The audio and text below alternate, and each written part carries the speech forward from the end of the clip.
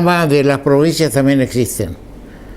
Lamentablemente, la invitación que hizo el arzobispado para que los candidatos a gobernador pudieran exponer cuáles eran sus propuestas, terminó mal.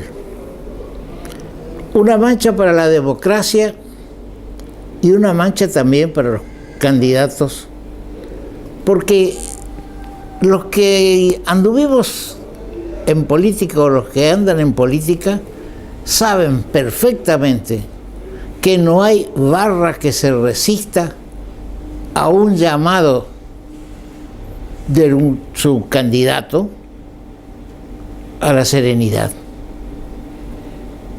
Las barras responden a los respectivos candidatos. Y si no hay un llamado desde los candidatos a poder dialogar sin intervención de las barras, entonces está todo perdido.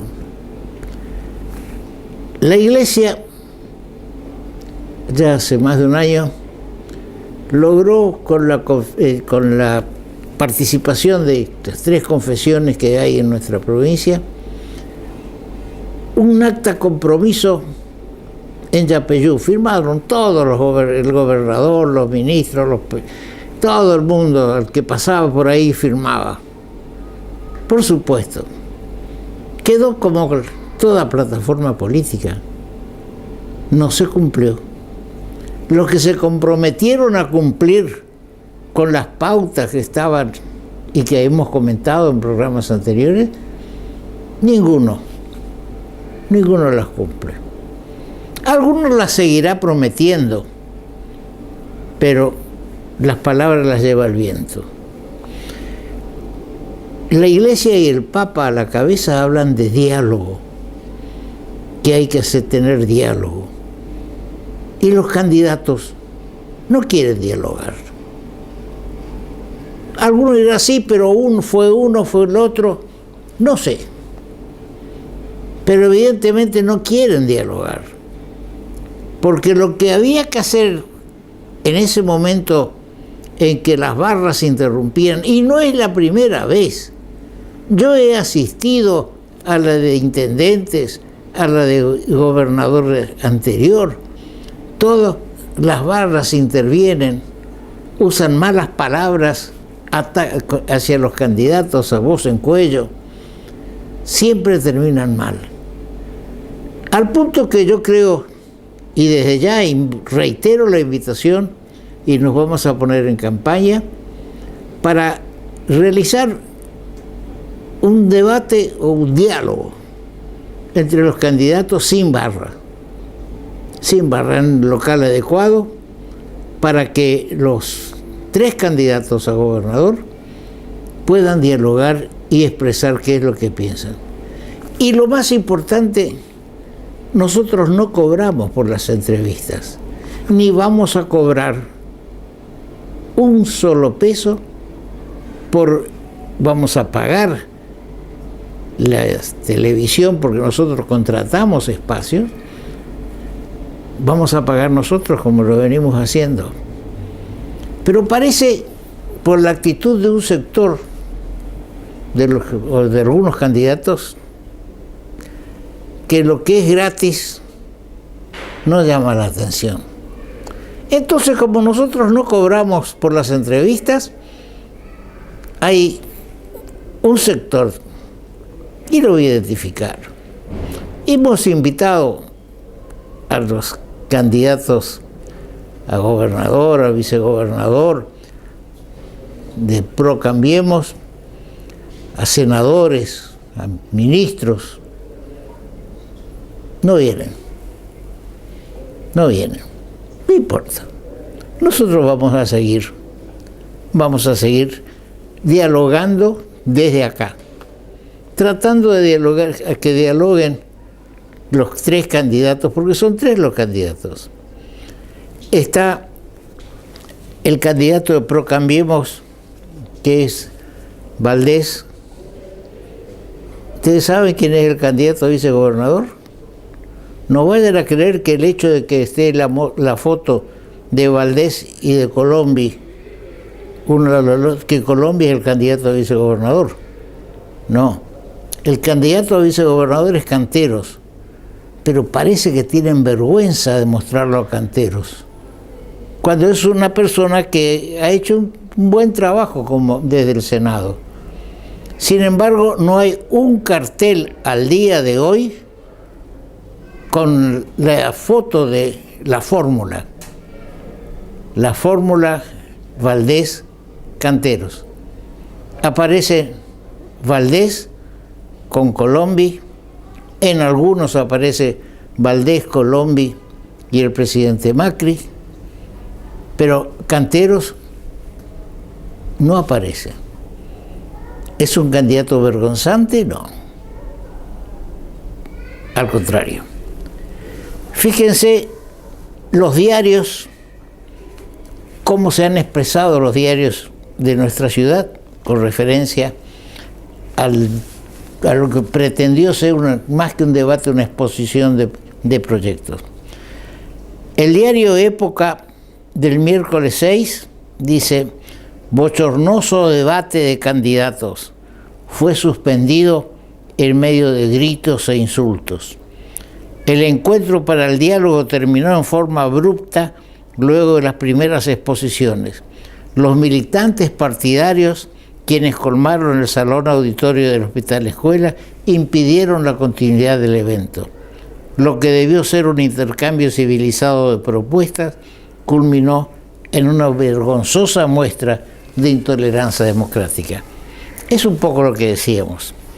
El diario El Litoral dice: suspendieron panel de candidatos a gobernador por cruces entre militantes. No entre candidatos, entre militantes. Debido al tenso clima generado por el público asistente, quedó trunca esta séptima edición de Encuentros para el Diálogo, que reunió a los postulantes a gobernador Gustavo Valdés, Cámara Espíndola y Sebastián Ríos Briscos. Ese es el Litoral. Hablamos de Época, hablamos del Litoral. Norte de Corrientes. Abrupto final para el debate de candidatos por abucheos. Parcialidades de ambos espacios protagonizaron cruces durante la exposición de los postulantes. Apenas lograron hablar. Integrantes de la organización tomaron la decisión de cerrar el debate tras la primera ponencia. Apenas se escucharon trazos gruesos de medidas a adoptar. Reitero lo que dije. Las barras responden a sus líderes. En el fútbol, en la política, en todo. No hay barras independientes que de golpe salen, se les prende la lamparita y salen a insultar a los candidatos contrarios. Todo, lamentablemente, todo se organiza. Las barras del fútbol y de la política y de los políticos se organizan. No es que fueron al salón auditorio del Hospital Escuela porque querían escuchar en forma independiente o en pequeños grupos, no querían escuchar, querían obstaculizar. Y lo lograron. Tal vez porque sus candidatos no tenían mucho para decir y que entonces había que obstaculizar e insultar. El Libertador, también del día miércoles, dice: el debate entre los candidatos fue levantado por los organizadores en medio de un escándalo. Y en titular, y lo ven ustedes en pantalla, todos lo están viendo los titulares de los diarios, la iglesia quedó desairada, dice. Las posiciones expuestas por los tres postulantes para la gobernación quedaron en lo anecdótico. La convocatoria en el auditorio del Hospital Escuela reunió un público masivo que por momentos se volvió energúmeno. gritos, insultos y abucheos fueron moneda corrientes. Según El Libertador, lo estoy leyendo, Valdés desentonó, no estuvo acorde al objetivo buscado. Su exposición se dio en un tono desafiante, quebró el protocolo al hablar de pie, sin guardar las formas propias del ámbito buscado. Ya los diarios de hoy jueves tienen, el Norte dice mala noticia del arzobispo al comportamiento en el debate. Lógicamente, cada vez van participando más las ONG en todo lo que es la política, las obras de bien, hasta vamos a tocar varios temas hoy día. El diario El Litoral es más tranquilo. Tras el frustrado debate, los candidatos repartieron culpas y más acusaciones. Reitero, las barras responden a sus líderes y son los líderes los que tienen que calmar y no excitar. Vamos a un corte y ya tenemos con nosotros a uno de los 3 candidatos a gobernador de la provincia.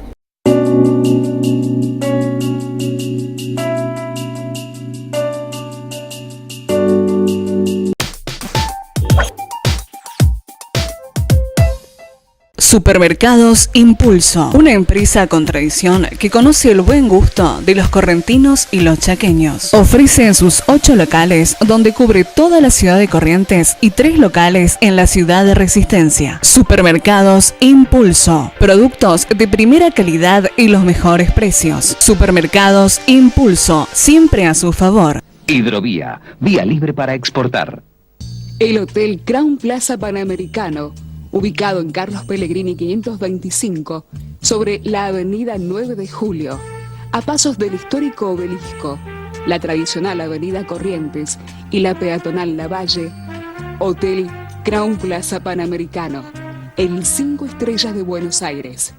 En el Banco de Corrientes tenemos préstamos para cada una de las necesidades de tu empresa o tu pyme, a las mejores tasas del mercado. Acércate y consulta en algunas de nuestras sucursales. Banco, el Banco de Corrientes.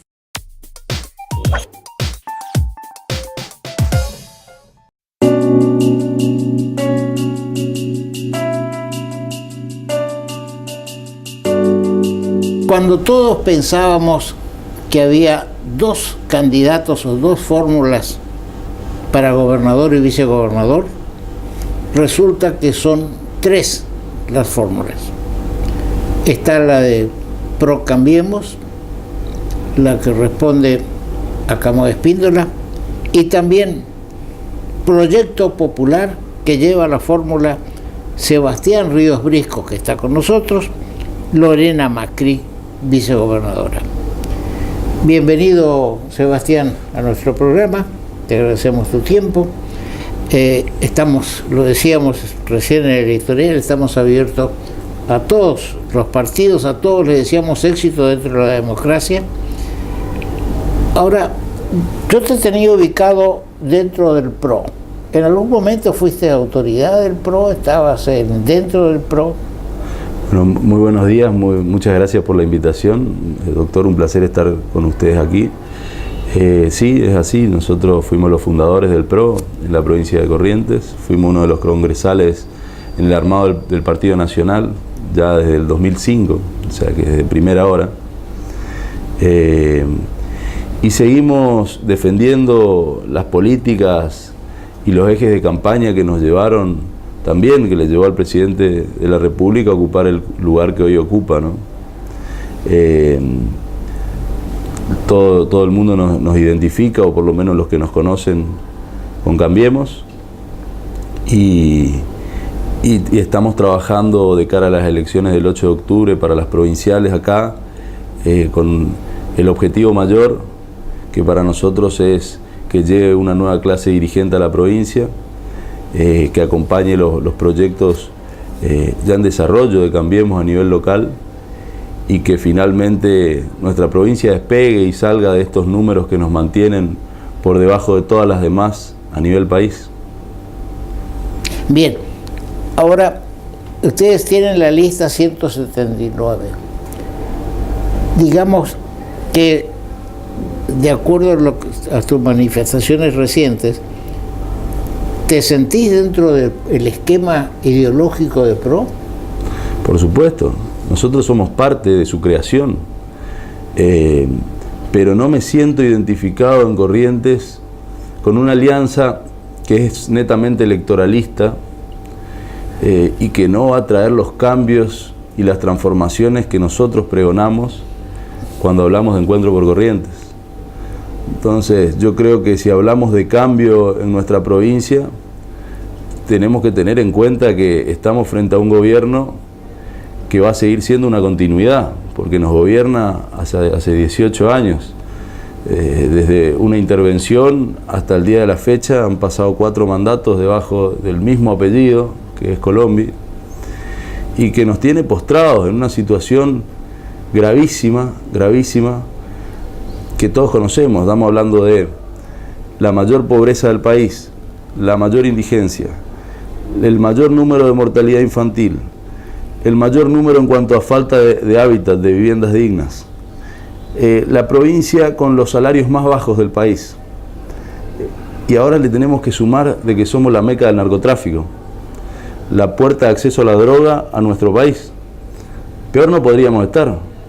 La pregunta es, ¿nos vamos a conformar con eso o vamos a aventurarnos a un futuro mejor? ¿Vamos a apostar a un cambio verdadero? Porque el cambio no puede ser un cliché nomás o una puesta en escena de una campaña política. El cambio llega con hechos concretos.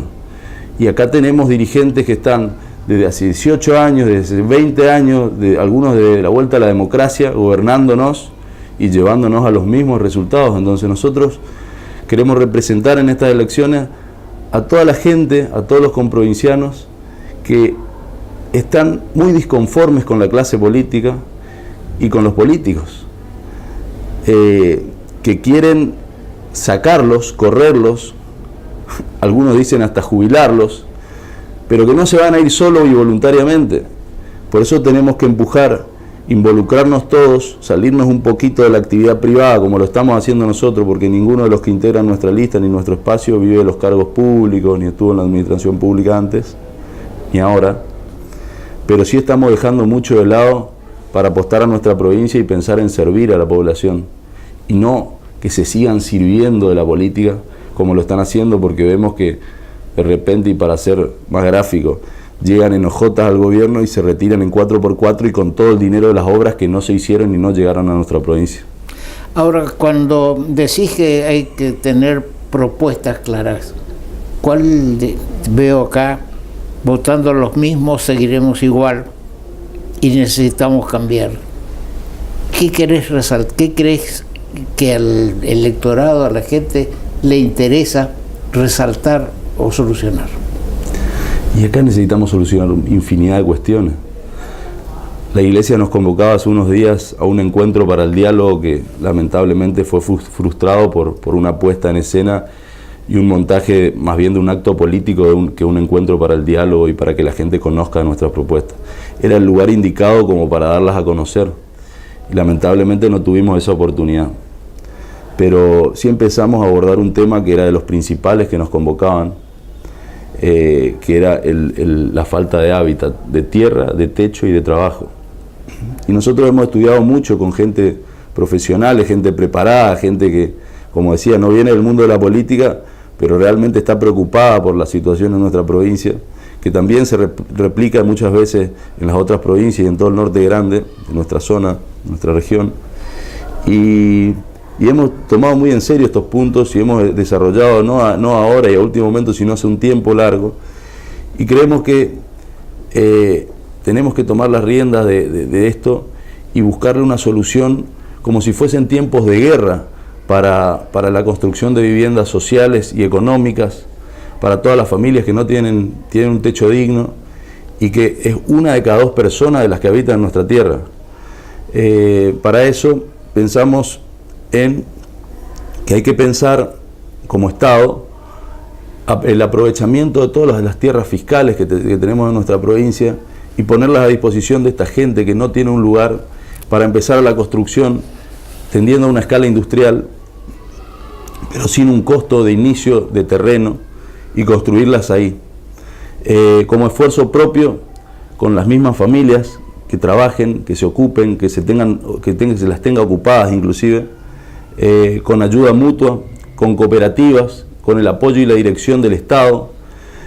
Empezar a motorizar también en ese sentido a Invico, a las distintas municipalidades y a Vialidad, y que del estudio también surge que los materiales, ya sin un costo de inicio de terreno, de materiales, sin tener en cuenta que esto es a escala industrial, lo cual bajaría mucho los números, es de 65.000 pesos. Está detallado todo. Estamos hablando de vivienda de 75 metros cuadrados, de un mínimo de 3 dormitorios, teniendo en cuenta que las familias hay que tomarla en promedio de un número de 5 miembros, que tienen que tener 3 dormitorios para evitar esto que ocurre en nuestra provincia, que además que no tienen techo digno, viven hacinadas y compartiendo los hijos de distintos sexos las mismas habitaciones, sabiendo las consecuencias que acarrea todo eso. Incluso con los padres. Exactamente. Y que el déficit es de 80.000 viviendas en la provincia, que solo en Santa Catalina podríamos estar en los primeros 4 años cubriendo los 40.000 necesidades que tenemos, y que el desarrollo también tiene que venir de la mano del urbanismo. Planteábamos también en estos minutos, escasos minutos que tuvimos de debate, que hay que discutir en serio el tema de la planta de tratamiento de residuos cloacales, que prácticamente es un hecho porque lo están apurando y requiere una inversión de 1.300 millones de pesos, y que se va a apostar en un predio donde justamente se quiere hacer un desarrollo urbanístico y que va a ser prácticamente una ciudad, porque estamos hablando de 2.400 hectáreas en el predio de Santa Catalina. Entonces poner un emprendimiento de esas características, donde vamos a tener lagunas abiertas, porque de eso surgió la audiencia, que en realidad no fue muy audiencia en estos últimos días, que también tiende a la transparencia de los actos de gobierno y demás, que entendemos que debe darse mayor difusión. Vamos a tener piletones abiertos, vamos a tener permanentemente camiones atmosféricos bajando todos los desechos de nuestros baños, a sabiendas de que ya hay antecedentes, como en Curuzú, como en Saladas, de los olores nauseabundos que salen de esos lugares, las emanaciones. ¿Quién va a querer ir a vivir a un lugar que va a ser prácticamente una ciudad, como estamos diciendo, grandes barriadas, con muchísimas unidades de vivienda, al lado de un lugar que es foco infeccioso de contaminación, teniendo en cuenta que además vivimos en una región donde hace mucho calor, donde los vientos tampoco van a colaborar con que esto así no sea? La verdad es que, bueno, además hemos desarrollado también la posibilidad, y hoy es cierta porque tenemos la posibilidad de que las inversiones sigan llegando, se está desarrollando mucho en infraestructura también en la provincia en cuanto a gasoductos y a un montón de cosas, que en Santa Catalina pensemos que necesitamos tener un gran policlínico que actúe como central en comunicación con los otros, con el helipuerto, con escuela de enfermería, con atención oncológica para adultos, para niños, desarrollo que tiene que ver también con la salud, que es una de las grandes necesidades que tenemos acá. El 30% no tiene camas, se trabaja con camas calientes en los hospitales. Necesitamos pensar en forma integral, a ver cómo atendemos las distintas necesidades, también un poco teniendo en cuenta que en 20 o 30 años vamos a tener el doble de habitantes en la provincia de Corrientes, y solo en capital 1 millón. Y si no pensamos en planificar a futuro, vamos a seguir estando postergados. Escuchaba yo en el debate de justamente acá que organizó la Iglesia, Encuentro para el Diálogo, que el candidato de Ricardo Colombi decía que hay que triplicar, que vamos a triplicar los ingresos con la ayuda del gobierno nacional para la construcción de vivienda. Teniendo en cuenta que Invico hoy construye 600 viviendas, 600 multiplicamos por 3 son 1.800, ¿cómo vamos a cubrir el déficit de 80.000? ¿En cuánto? ¿En 100 años? ¿En 200? Cuando vamos a seguir aumentando en cuanto a número de habitantes, nunca vamos a poder solucionar nada. Ni siquiera las promesas alcanzan para traer soluciones o expectativas a la gente. Bien, dentro de las propuestas que me has hecho llegar, veo una que es muy interesante y que tal vez ahí esté el núcleo del cambio, de Cambiemos, que todos queremos cambiar situaciones que se van presentando, que es limitar los mandatos de gobernador, senadores y diputados a solo 2 periodos continuos o alternativos.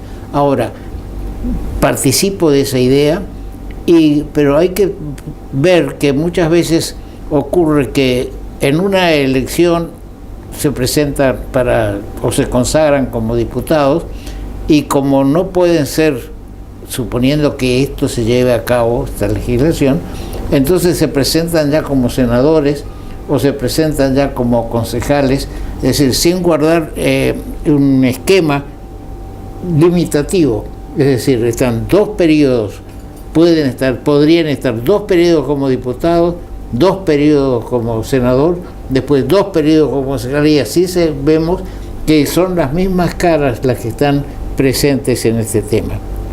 Y también me llama la atención el cuidado del medio ambiente. Casualmente estamos nosotros tratando la avenida a Corrientes la semana próxima de la presidenta de la Fundación Vida Silvestre para tratar los problemas vinculados con medio ambiente y el de la Laguna Liberá. ¿Qué pensás sobre el tema de Liberá, donde hay tantas distintas posiciones en cuanto si pasa a la provincia, si pasa a la nación, qué hace el desarrollo de esa región? No, hay decisiones que no fueron suficientemente discutidas en tiempo oportuno y que ya son un hecho. Ya es un parque nacional. Siempre está la mirada también de desconfianza que uno tiene y que comparte con el común de la gente, porque vemos que los políticos son dueños de tierra cuando antes no la eran, piensan en una visión como negocio privado y no como bien público. Los correntinos también vamos a tener que pedir permiso para entrar al lotero de Liberá, si se cede toda nación. Eso es lo que comparto de alguna medida, y hay que tener cuidado, porque si bien es cierto que por ahí era de difícil acceso en cuanto al costo, como para ir a disfrutar de los esteros para un correntino, también vamos a tener que seguir pagando por disfrutarlo, y tiene mucho que ver, es una cuestión compleja, porque el desarrollo no llega como debería, por lo menos en cuanto a accesos, ¿no? Porque yo soy de preservar la fauna, la flora, lo autóctono. Entonces es una cuestión compleja según la visión que se tenga y el análisis que se haga, ¿no? Sí, el hecho de querer mantener las cosas dentro de la provincia o jurisdicción provincial ha traído problemas, ha traído atraso. Hoy el tema de los aeropuertos, cuando se puso en funcionamiento el aeropuerto Argentina 2000, la provincia quiso mantener Cambapunta, no quiso que integre todo el sistema de Argentina 2000, aeropuerto 2000. Sin embargo, el Chaco sí, y allí vemos cómo se ha desarrollado el aeropuerto del Chaco dentro de un esquema nacional, y nosotros hemos quedado fuera. Por eso, muchas veces el querer decir, no, esto es nuestro, lo manejamos nosotros, pero si no tenemos los medios suficientes para manejarlo, al final provocamos un atraso. Bien, Sebastián, en el interior, ¿cómo están? ¿Están organizando? Nosotros sí, estamos trabajando en el interior, siempre con mucho esfuerzo, porque no contamos con los recursos que cuentan las grandes estructuras y las tradicionales, que son mucho más poderosas, y también de eso queríamos hablar en el debate y no tuvimos oportunidad, pero que es importante revisar todo el régimen electoral y lo que tiene que ver con campañas que son prácticamente permanentes cada 2 años, que se descuida mucho la gestión. Recordamos lo que fue el año pasado, fue un año prácticamente abocado a ver si se reformaba la constitución provincial y si se conseguían los números en la legislatura, cuando nosotros queremos resultados para el bien de la sociedad y no un gobierno que se dedique únicamente a especular a ver si se llega a conseguir el objetivo electoral o no. Sí, incluso en estos momentos está circulando la idea de que se va a convocar, a tratar de convocar una constituyente para que el mandato del gobernador sea de únicamente 2 años, un mandato transitorio, para que, en criterio de muchos, para posibilitar el regreso en 2 años de Colombia, porque estaría cumplida la cláusula constitucional. Pero yo creo que la Constitución hay que dejarla tranquila. Totalmente. Y no cumplirla en vez de tratar de modificarla cada Totalmente. Yo creo que esa es la conclusión justa y precisa, porque sin lugar a dudas la intentona de la reforma de la Constitución anterior fue para modificar mandatos y para lograr un poco más de perpetuidad, por lo menos, ¿no? Teniendo en cuenta de que lo que se usaba de pantalla era la modernización, como decimos desde Cambiemos a nivel nacional, del voto electrónico, de traer transparencia y evitar el voto cadena y tanta trampa, claro, y tantas especulaciones al día de la votación. Y finalmente, cuando el gobierno opositor desde el municipio trata de instalar la boleta única, desde el gobierno provincial fueron quienes primero, y aliados de Cambiemos como son, hicieron las presentaciones a la justicia para hacer caer eso y que no haya transparencia también en las elecciones municipales. Sí. Entonces, yo creo que sin lugar a dudas la Constitución, en primer lugar hay que respetarla, que el espíritu de la ley siempre es bueno porque es pensado, es elaborado y es tratado, pero que después siempre se encuentran chicanas, como se dice habitualmente, echa la ley, echa la trampa. Bueno, Así acá es. se estaba buscando la trampa. Bien, trataremos desde nuestro espacio de evitar la trampa y de evitar una nueva intentona de reforma de la Constitución. Bien, muchas gracias y estamos a disposición cuando quieras exponer algún otro punto de tu plataforma política. Le agradezco mucho a usted. Bien, seguimos con nuestro programa.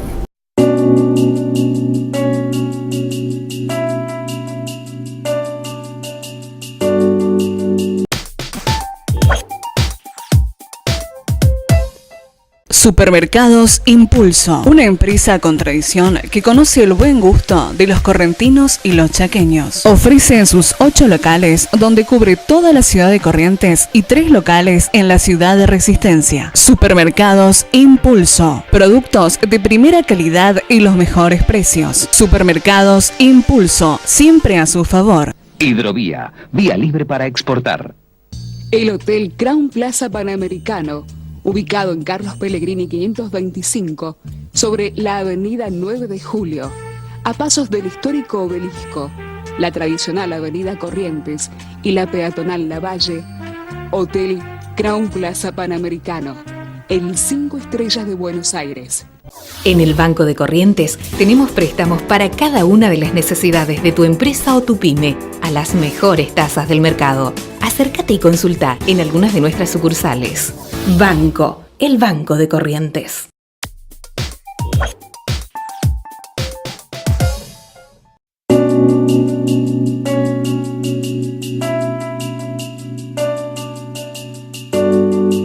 Estamos en contacto telefónico con el ex gobernador de la provincia, Tato Romero Feris, a quien queremos consultarle su opinión sobre el frustrado debate que se realizó en el auditorio del Hospital Escuela.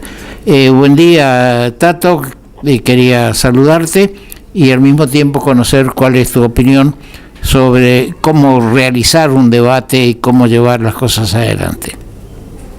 Bueno, Toto, un gusto saludarte, buen día a toda la audiencia también.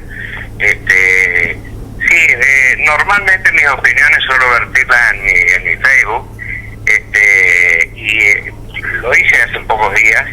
Me pareció realmente lamentable que ocurran estas cosas a esta altura de la vida democrática de la Argentina. Si bien es cierto que falta mucho todavía para que la democracia se consolide como corresponde, pero sí es cierto que me parece que ya es tiempo de aprender que un debate es el ámbito donde, yo te diría casi un ámbito académico, donde se exponen las ideas de nada más y nada menos de quienes pretenden gobernar la provincia. Y en esto creo que acá han habido responsabilidades compartidas, ¿no? Entre los candidatos, los partidos políticos a los que representan, los organizadores.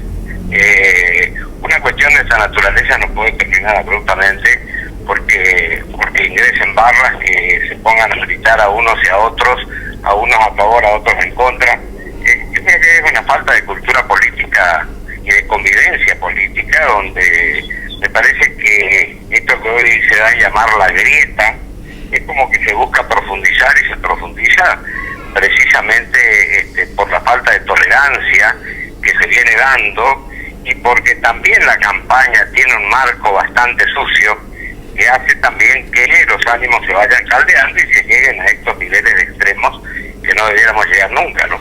Así es. El diálogo al que invita el Papa Francisco, sin duda desoído por algunos dirigentes políticos, porque los que tienen que manejar las barras son precisamente los líderes, los que estaban en el ámbito de ese debate supuesto, que al final no concluyó positivamente, ¿no? Mira, vi algunos videos que se pasaron donde veía con picos dirigentes políticos arengando, gritando. Me parece que esto está mal, ¿no? Y yo creo que los candidatos debieron marcar también un marco de convivencia, que me dio la impresión, por lo que vi, que Camao intentó hacerlo en su momento. Creo que fue y le dio un abrazo a Valdés, pero en esto las responsabilidades son compartidas, porque yo creo que siempre digo que quien es candidato a gobernador ya debe asumir una actitud de gobernador, debe tener las actitudes que debería tener sentado en el sillón de Ferré, y en esto me parece que se sumaron un poco a toda esta gresca, a todo este bochornoso episodio. Yo creo que fue bochornoso esto, ¿no? Qué concepto puede tener en otros ámbitos de lo que ocurre en esta provincia, en nuestra provincia, que debiéramos cuidar. Y me parece que también a los organizadores hay que cargarles en la cuenta la falta de experiencia, de capacidad para organizar algo de esta naturaleza, donde tendría que controlarse un poco el ingreso de determinadas personas y donde debiera plantearse precisamente lo que debe ser un ámbito casi académico, porque quienes van a exponer seguramente deben tener preparado su programa de gobierno ya a esta altura de los acontecimientos. Me parece que lo que uno espera, o lo que esperamos todos, los ciudadanos, los que votan, yo no voto en este caso, no, o sea, que no me dejan votar todavía, así que no voy a poder expresar mi opinión a través de las urnas, pero me parece que en esto ya debemos estar conociendo cuáles son los programas y los planes de gobierno que cada uno tenga, ¿no? Sí. Y veo que por ahí los discursos se repiten. Y lo que quiere escuchar la gente es qué le van a dar a partir del 10 de diciembre, qué le van a ofrecer al pueblo de Corrientes, qué programas tienen, qué se va a hacer en educación, qué se va a hacer en salud, qué se va a hacer en materia de vivienda, una cuestión tan pendiente en Corrientes en los últimos años, tan dejada de lado, qué se va a hacer en materia de justicia, donde parece que se sigue colonizando el ámbito judicial, qué se va a hacer con las fuerzas de seguridad, donde ocurren las cosas que están ocurriendo en el orden nacional. Me parece por decir mucho, por contar, no veo que se haya podido lograr este objetivo, ¿no? Yo en esto no puedo menos compartir lo que ha expresado el señor ayer, donde también está instando a que Bien. Se están dando algunas interrupciones, Tato. Divisorio que es lamentable en la ciudadanía correntina. Así es. Bien, te agradecemos el tiempo que nos has dedicado. Vos decís que no podés expresarte en las urnas por los temas bien conocidos, pero sí podés hacerlo con los medios, y la gente quiere escucharte, quiere saber cuál es tu opinión y tu posición ante las elecciones que vamos a tener ya el mes que viene, digamos, en estos momentos. Así que vamos a tratar de comunicarnos nuevamente más adelante para seguir conociendo cuál es tu opinión sobre las cosas. Cómo no, Toto, te agradezco mucho el llamado y cualquier cosa que a tus órdenes también. Bien, muchas gracias, hasta luego, adiós.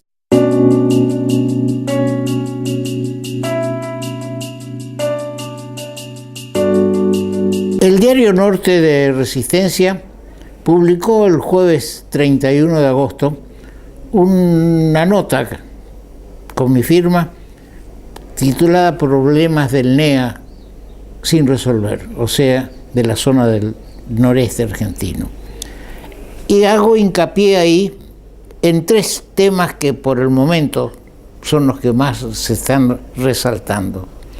Uno de ellos es, ya los hemos prácticamente, esos mismos temas ya los hemos tocado en otros programas, pero no hay que dejar de insistir para poder lograr soluciones. Uno de esos temas es la conexión transversal por vía aérea que pueda unir el NEA con el NOA, el noreste con el noroeste. Por ejemplo, lo decíamos, hay un vuelo que va de Salta a Iguazú. ¿Por qué ese vuelo de Salta a Iguazú no hace una escala 1 o 2 veces por semana, no decimos todos los días, ya sea en Resistencia o ya sea en Corrientes, con lo cual se va a intensificar el turismo, tanto en Salta como en Iguazú, también en Corrientes. Las 2 ciudades prácticamente, y si agregamos la cercanía de Formosa, estamos hablando de 1 millón de personas que habitan lo que sería la influencia de una escala de aerolíneas en esta zona. Para nosotros nos vendría muy bien, porque es una forma de acercar turistas que llegan a las cataratas, que puedan venir en avión hasta Corrientes y después ver cómo los llevamos hasta Liberá. Porque pensar que un turista que llegue a Iguazú por vía aérea del extranjero, que lo vamos a llevar por tierra digamos, directamente a Liberá, es una quimera. Nadie hace 600 o 700 kilómetros por tierra para llegar a un lugar. Hoy en día el turista, principalmente el extranjero, se mueve casi exclusivamente en avión o en distancias muy cortas cuando no lo hace. También se va a beneficiar Salta, porque por ahí puede organizarse excursiones de Corrientes a Salta, de Salta a Jujuy, y también Iguazú, es decir, que toda una zona que turísticamente puede desarrollarse teniendo una línea aérea transversal. Se realizó una audiencia para las llamadas líneas aéreas de bajo costo.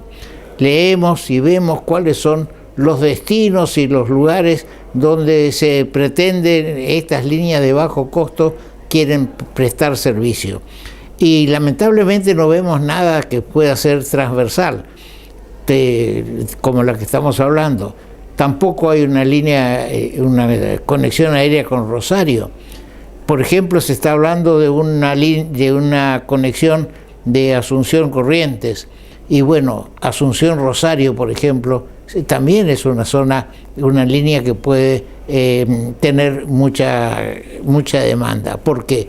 Porque lamentablemente toda la carga que se está transportando por el río está con buques, con barcazas de bandera paraguaya o boliviana incluso, prácticamente el 90% nuestra bandera desapareció del río, y van hasta el puerto, las cargas del Paraguay o de Bolivia van al puerto de Rosario, es decir, que una conexión que haga también Corrientes-Rosario también es importante. Si queremos ir a Rosario, por ejemplo, tenemos que ir de Corrientes a Buenos Aires y de Buenos Aires volver para atrás para ir a Rosario, o a ir Corrientes-Córdoba y Corrientes-Resistencia, ¿no es cierto? También ir a Córdoba y de Córdoba a Rosario. Bueno, son complicaciones que no son atendidas debidamente. Yo le envié a un correo, un mail al ministro de Transporte de la Nación, en la que le resalto estos 3 puntos que voy a seguir desarrollando. No he recibido ninguna, ni siquiera un acuso de recibo. Directamente fui ignorado al tema. Y lo hacía en mi carácter de presidente honorario de la Asociación de Profesionales de Turismo de la Escuela Internacional, también como miembro de la Comisión Pro Segundo Puente, y que la hemos ampliado a la conservación del Puente General Belgrano. Sobre el Puente General Belgrano, una vez más vamos a insistir en que hay un cartel que dice peso máximo sobre el puente 45 toneladas y no hay una báscula que pueda determinar si un camión tiene más o menos 45 toneladas. También la afluencia continua de un lado y del otro.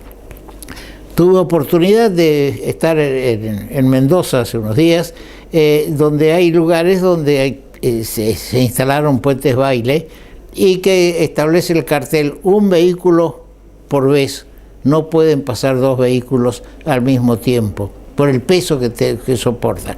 ¿Por qué no pensar en algo así también para el Puente General Belgrano? Algunos dirán, sí, es un atraso para los transportistas.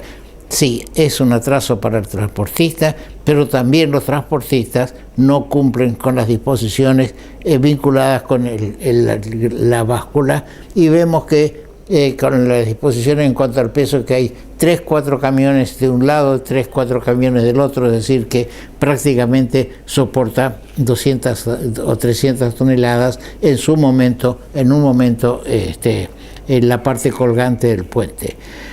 Días pasados hubo una gran difusión en las redes sociales de algo que caía del puente. Bueno, digamos, Vialidad tomó la posta y fueron a revisar la estructura del puente. Dice el comunicado que se publicó que la estructura del puente está bien, pero no nos dice nada de las llaves que hay en la parte, digamos, mirando desde el río. No nos dicen nada cómo piensan hacer cumplir con esa disposición que los ingenieros que proyectaron el puente tuvieron en cuenta las 45 toneladas. ¿Qué cuesta, señores de Vialidad Nacional, señor ministro de Transporte, colocar una báscula en un lado o en el otro y hacer cumplir esos 45? Si no, no hagan papelones. Saquen directamente ese cartel que dice máximo sobre el puente de 45 toneladas y bueno, y será lo que Dios quiera. Pero no sigamos teniendo un cartel que diga 45 toneladas y nadie lo controla, nadie los cuida. Ese es un punto también que le hacía notar al ministro de Transporte de la Nación y que publicó el Diario Norte de Resistencia. Después está también dentro de este esquema el segundo puente. Años venimos hablando del segundo puente y la politiquería impidió que esto se concrete. Ya estaríamos en estos momentos de haberse pensado en la provincia de Corrientes, en la provincia del Chaco, en la conexión Atlántico-Pacífico por el segundo puente, ya tendríamos en estos momentos solucionado el tema. Pero cuando llega Kirchner a la presidencia, pretende modificar todo el sistema de financiación. Se dice que no va a ser, ferrovial, que va a ser vial, pero de 4 manos, es decir, todos palos en la rueda de los cuales no fue ajeno el actual intendente de Resistencia, que en su momento fue el jefe de gabinete de los Kirchner. Bien, ¿qué va a pasar con este segundo puente? Mi impresión es que no va a ser ferrovial, a pesar de que se diga lo que sostienen algunos representantes de, digamos, del Plan Belgrano. El Plan Belgrano es una entelequia, es algo que nadie entiende cómo se maneja, porque no tiene fondos asignados, no tiene independencia el Plan Belgrano para poder desarrollar un determinado proyecto. Todo lo tiene que pasar directamente a aquel, digamos, al Ministerio de Transporte en su caso, o al Ministerio de Justicia, lo que sea, y empujar. Esperemos que la llegada de Viñolo a conducir el Plan Belgrano, la presidencia del Plan Belgrano, pueda significar la realización de algunas de estas cosas que hemos visto, hasta el tema de la conexión aérea entre el NEA y el NOA pasando por Corrientes o Resistencia, es un tema para desarrollar o para empujar. No hace falta ninguna inversión. Incluso entiendo de que tanto en Resistencia como en Corrientes la infraestructura de los aeropuertos están en condiciones de aceptar un vuelo más, porque alguien me dijo de que gerente de aerolíneas en Corrientes dijo que el aeropuerto de Corrientes no estaba en condiciones de aceptar un vuelo más, pero si ya tenemos 2 vuelos diarios y sin problema, ¿por qué no gestionar que haya una escala más en un lado para de Salta a nosotros, o a Resistencia, o de Iguazú a Resistencia? Bien, volviendo al tema del puente ferroviario, la promesa del presidente ha sido que en el mes de diciembre se va a licitar. Ahora no sabemos si qué es lo que se está por licitar, por eso presumo que no va a haber licitación este año, pese a la palabra y a la buena voluntad del presidente Macri. ¿Por qué? Porque ni siquiera Vialidad sabe, o si sabe lo esconde, y el Ministerio de Transportes y todo el mundo, todo lo que saben, ellos no saben si va a ser ferrovial o si va a ser vial únicamente. Y entonces, ¿cómo se va a llamar a licitación si no está definido el tema si va a ser ferrovial o vial?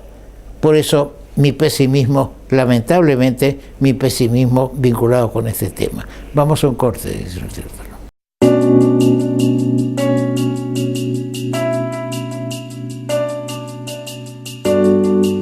Volvemos otra vez a tratar el tema del puente que cayó entre Goya y Esquina en el Paso Santa Rosa. Hasta el momento ya pasaron más de casi 2 meses y no hay ninguna solución concreta. Lo único que hay es que la municipalidad de Esquina contrató o adquirió una lancha para facilitar el traslado de un lado a otro. Pero se siguen acumulando los problemas y la justicia va más lenta que el caracol, va lenta en aclarar qué es lo que pasó en el puente que terminó con la pérdida de la vida de un ciudadano misionero de Misiones. ¿Qué está esperando la justicia en resolver? Porque ahí la cuestión que es evidente. Pasaron 4 días desde que se cayó el puente hasta que ocurrió este hecho desgraciado de la pérdida de vida de un ciudadano. La explicación que da Gendarmería, que dio Gendarmería en su momento, es que ahí tenían puesto un móvil del lado pasando el puente, viniendo de Goya, lo encontraban al móvil. Pero que ese día llovía mucho y entonces el personal estaba dentro del vehículo y no, el automóvil que cayó al agua no los percibió. Ahora, en todos lados, y estuve estos días en Mendoza y en Jujuy, hay carteles indicadores, incluso barreras, para indicar el lugar por donde hay que pasar y por donde no hay que pasar. Entonces, ¿por qué después de 4 días de caído el puente? Y es por responsabilidad de Vialidad Nacional. ¿Por qué no había una barrera que impidiera que los vehículos pasaran. Había que leer los diarios para saber que se había caído el puente. Y hay mucha gente que no estaba al tanto, e incluso acá en la capital o en el Chaco, no sabían que se había caído el puente. Era responsabilidad de vialidad de marcar. Pero muchas veces ahora se están pasando la responsabilidad de la muerte de una persona que tenía un ataque cerebral, el hospital público con la clínica privada, porque esta persona, al no haber terapia intensiva en Esquina, estaba siendo derivada hacia Goya. Ahora, ¿dónde estaba el helicóptero o el avión de la provincia que no podían traerla directamente, ya sea a Goya o a Corrientes? Bueno, había que pasarla por todo ese trámite del cruce en lancha del Paso Santa Rosa, y bueno, y falleció cuando estaba por ser embarcada en la lancha para pasar del otro lado. Yo no quiero cargar las tintas sobre vialidad nacional, pero sí me siento en la obligación de hacer notar que hay cosas que se hacen en otro lado tan simple y sencilla como la demarcación necesaria, de poner un obstáculo para que ya de cierta antelación, para determinar que no se puede pasar por un lugar determinado. Pero bien, así estamos con caminos. Ya este tema volvió hace un par de días, ya volvió a la televisión nacional. Es decir, que seguimos siendo noticia no por un desarrollo industrial o económico, sino porque o tenemos el contrabando, el ingreso de droga por Itatí, o tenemos el hecho desgraciado que se nos caen los puentes. Y cuando queremos insistir en que aceptemos lo que dicen sobre vuelvo al puente General Belgrano, cuando aceptemos lo que dice Vialidad, que la estructura está bien, pero ¿por qué no se coloca una báscula? Perdonen que insista, ¿por qué no se coloca una báscula de un lado o del otro? No es necesario, no es cierto que sean necesarios grandes espacios para poner una báscula, o unas básculas móviles, como dicen que hay ahora en el tramo de la Ruta 12, en la parte de cercana a Itaibaté, donde hay, se está controlando con básculas móviles el peso que se está transportando. Tenemos que ver todo eso. Además, quiero hacer mención a dos cosas que mueven los ONG. Llamando la atención sobre la laguna de Liberá y la conservación del medio ambiente, se está invitando a la presidenta de la Fundación Vida Silvestre, la doctora Marina Harteneck, a que esté la semana próxima en Corrientes para dar una charla sobre, la conservación del medio ambiente y también sobre la conservación de la naturaleza en tierras privadas. Es decir, que no solamente en los espacios públicos, como sería el caso de la Laguna de Liberá, sino también en tierras privadas. Eso es algo que se está movilizando a través de la ESCOL, la Asociación de Profesionales de Turismo, y también el Rotary Club Corrientes. Y también con el apoyo del Rotary Club Corrientes, se creó en Corrientes la fundación del Instituto de Neurociencias del Nordeste, cuyo objetivo es desarrollar en Corrientes un instituto similar al cardiológico, pero dedicado a las enfermedades o a los problemas cerebrovasculares. Todo esto movido por las ONG, las organizaciones no gubernamentales, que se mueven cuando los gobiernos no se mueven debidamente. Bien, esperamos que nos visite la presidenta de la Fundación Vida Silvestre, que tengamos oportunidad de entrevistarla también para nuestro programa. Será hasta entonces.